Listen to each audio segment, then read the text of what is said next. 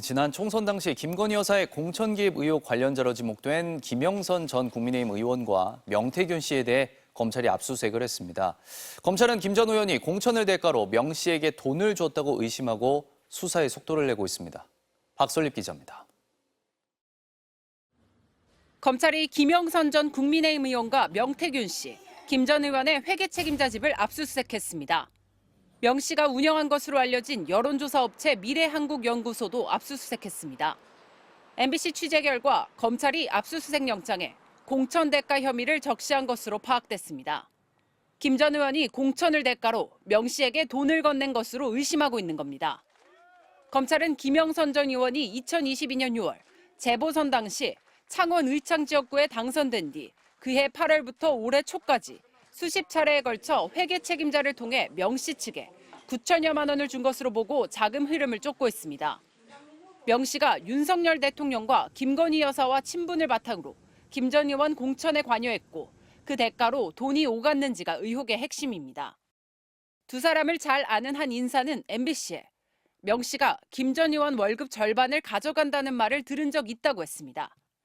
최근 이를 뒷받침하는 김 전 의원과 명 씨의 녹취록이 뉴스토마토를 통해 공개되기도 했습니다.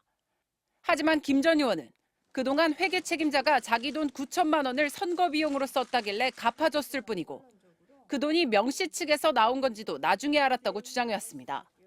명 씨도 빌려준 돈 돌려받은 게 죄가 되냐며 의혹을 부인해왔습니다.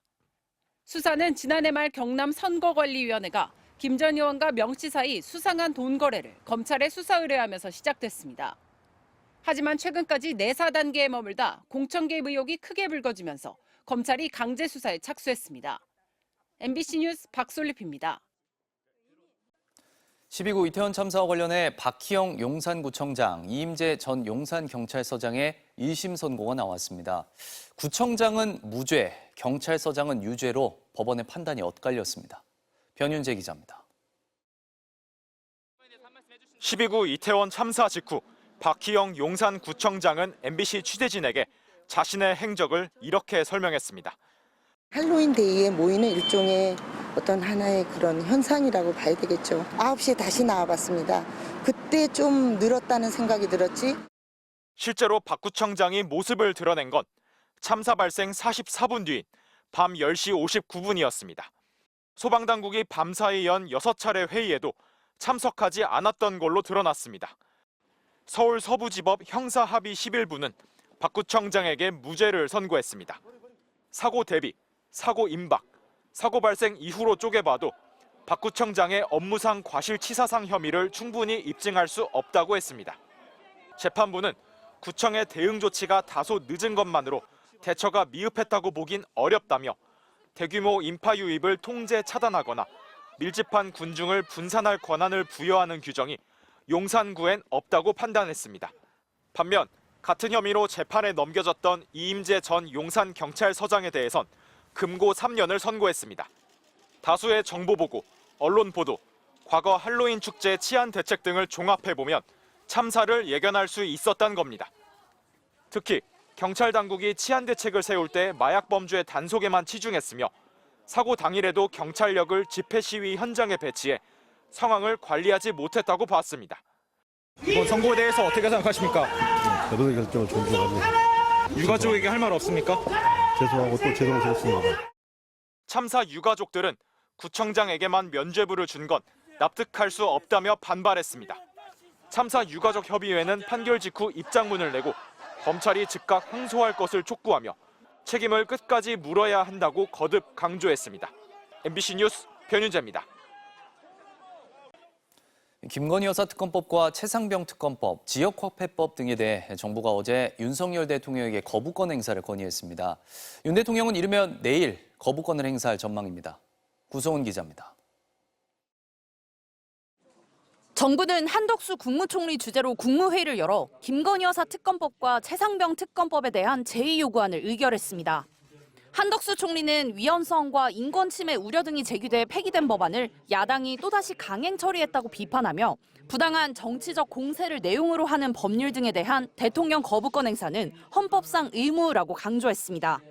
진실 규명이 아닌 반복된 제2요구권 행사를 유도하는 위헌적이고 정쟁형 법안에 대해서는 어떠한 타협도 없이 법과 원칙에 따라 대응해 나갈 것입니다.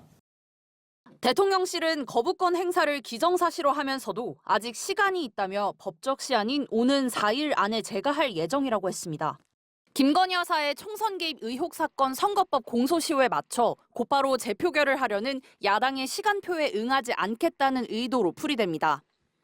대통령실에선 야당의 특검 공세는 정쟁을 위한 것뿐이라며 비판적인 시각이 큽니다. 대통령실 고위 관계자는 언론에 이제 그만할 때도 되지 않았냐고 밝혔습니다. 다만 김건희 여사 특검법에 대한 찬성 여론이 60%를 넘는 상황에서 여당 내 단일 대우가 유지될지 우려하는 분위기도 감지됩니다.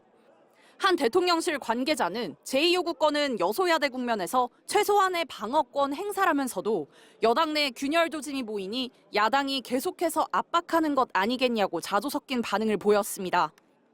이미 1987년 민주화 이후 가장 많은 제2요구권을 쓴 대통령으로 기록된 윤 대통령이 조만간 거부권을 행사하면 이번이 24번째가 됩니다. MBC 뉴스 구승은입니다. 거짓 증언을 요구한 혐의로 재판에 넘겨진 이재명 민주당 대표에게 검찰이 징역 3년을 구형했습니다. 이 대표는 검찰이 증거를 조작해 야당을 말살하려 한다고 반발했습니다. 유서영 기자입니다.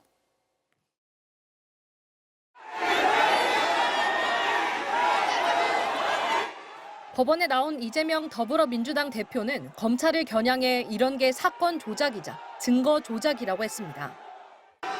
범죄 행위입니다. 친위 쿠데타지요. 야당을 말살하려는 이런 폭력적인 행위를 절대 용서해서는 안 됩니다. 이 대표는 지난해 10월 위증 교사 혐의로 재판에 넘겨졌습니다. 2018년 경기도지사 후보 토론회에서 벌금형이 확정됐던 검사 사칭 사건에 대해 누명을 썼다고 표현한 게 발단이 됐습니다. 검찰은 이 발언 때문에 허위사실 공표 혐의로 재판을 받게 된 이재명 대표가 전 성남시장 수행비서였던 김모 씨에게 자신에게 유리한 증언을 해달라고 했다고 보고 있습니다. 검찰은 이 대표에게 징역 3년을 선고해달라고 재판부에 요청했습니다. 사법 질서에 중대한 교란을 끼치고 극심한 혼란을 야기했는데도 거짓말을 반복하고 있다고 했습니다. 위증 혐의로 재판에 넘겨진 김 씨에게도 징역 10개월을 구형했습니다. 이 대표는 김 씨에게 기억을 되살려 있는 대로 얘기해달라고 했을 뿐 허위 증언을 부탁한 건 아니라며 혐의를 부인해왔습니다. 또 검찰이 자신과 김 씨의 통화 녹취록 극히 일부분만 제시해 공소 사실을 왜곡한다고 비판해왔습니다. 만약 금고형 이상 형이 확정되면 이 대표는 의원직을 잃고 형 집행기간 동안 선거에 나올 수 없습니다. 1심 선고는 11월 25일 나옵니다. 이 대표는 모두 4개 재판부에서 재판받고 있는데 이 가운데 공직선거법 위반 혐의 사건도 11월에 선고가 나옵니다. MBC 뉴스 유서영입니다.